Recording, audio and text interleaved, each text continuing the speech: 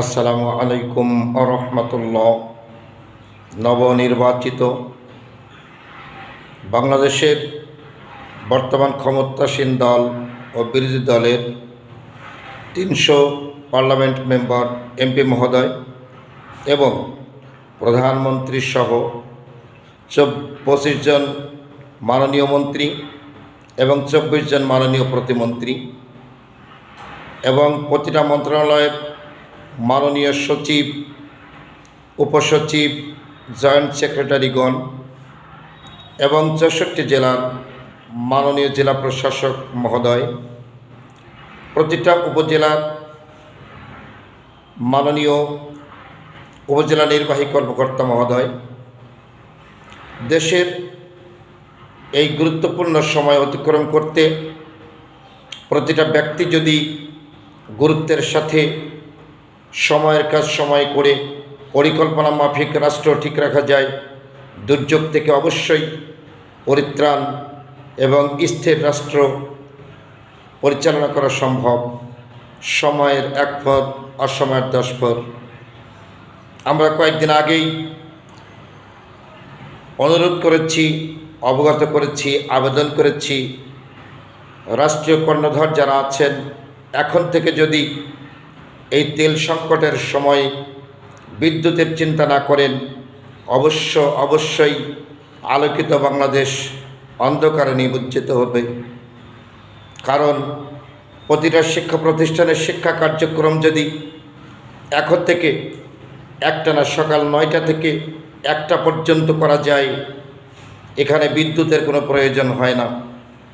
প্রয়োজনে ফ্যান বন্ধ রেখে, এসি বন্ধ রেখে, হাত পাখা, তালের পাখা ব্যবহার করতে হলেও শিক্ষা প্রতিষ্ঠান একবারে বন্ধ না করে সকাল 9টা থেকে 1টা পর্যন্ত একটানা চালালে দেশের শিক্ষা ব্যবস্থা অবশ্যই ঠিক থাকবে।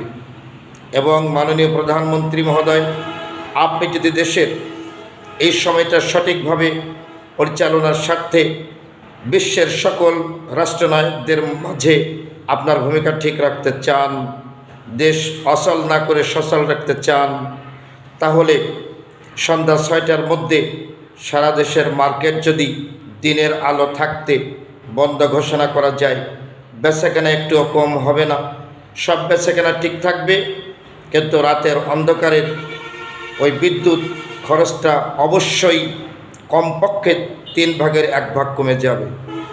প্রতিটা মসজিদে, সরকারি অফিস আদালতে, হাসপাতাল ব্যতিরেকে যতগুলো বর্তমান রানিং ফ্যান আছে 3 ভাগের 1 ভাগ যদি ব্যবহার করা যায়, তা দিয়েও জীবন নির্ধারণ করা, পরিচালনা করা, সুস্থ থাকা সম্ভব।